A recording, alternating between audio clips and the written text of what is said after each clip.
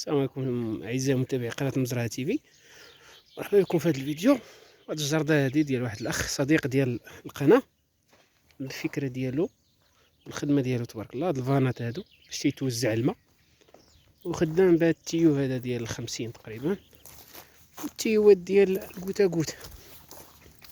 هو تبارك الله هو مخدم مع داير هنا واحد جوج ثلاثة أربعة خمسة ديال الصفوفة ديال الليمون تبارك الله، وخدام اللهم بارك تيسقي بالكوتا كوت هاد المسائل هادو تبارك الله.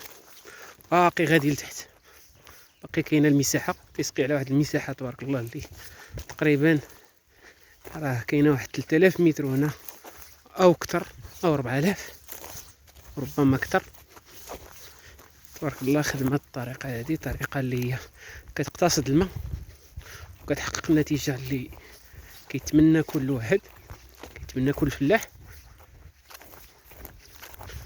كنشوفوا في هذه المحاوله وهذه الطريقه ديال هذا الاخ اللهم بارك. انا داير الزيتون تقريبا حتى اللي داير واحد 30 متر ديال الليمون تقريبا، وشي انواع اخرى ديال المغروسات.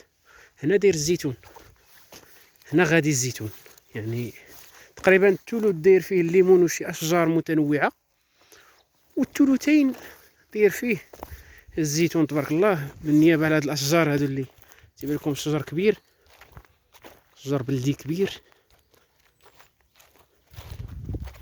عاوتاني المسافه تقريبا شي كنقدر بواحد 5 متر ديال المسافه ما بين شجره وشجره، 5 متر الى 6، وتقريبا 6 متر او اكثر في العرض، يعني ما بين الخط والخط 6 متر، وما بين شجره وشجره تقريبا شي 5 متر. وهو اقل مساحه يمكن دير هو 5 متر ما بين شجره وشجره، وما بين الخط والخط 5 متر هو اقل حاجه يمكن على ما اظن. المهم هذه طريقه الزيتون تبارك الله راه صحي، راه مزيان. دير ليه التبن باش ما يبقاش يتبخر الماء مزيان، باش يعاود يشد ليه الرطوبه، يشد ليه البرد، يشد ليه الماء، تبقى الارض ديما تاريه، ما يحتاجش وما يكونسوميش الماء. ودير ليه واحد جوج قوتورات بحال هكا، ها، باش تعطي الماء الزيتونه، يعني الشتله مزيان. هما الشتلات راه صحيات، يعني في حاله صحيه جيده، ما عطشانات ما كرمات ما والو. تقريبا هنا داير النص الاخر الضغط ديال الماء مع خدام موطور. هنا داير تاني قاسم، وداير تاني واحد لم من هنا كتعطي للفراخ، كتعطي للسطور ديال الشجر باش يبقى الضغط الكافي باش يوصل الماء للشجر كامل. شوف تبارك الله باقي قدام، راه السيد سابقنا ليه وراه خدام. تا الزيتون راه داير ليه الكوتا كوت، الزيتون الكبير تا هو داير ليه الكوتا كوت واحد الباسطان اللي هو صغير وما عندوش بير، راه خدام بحال الماء ديال الساقيه، كيعمرو بالماء ديال الساقيه تبارك الله.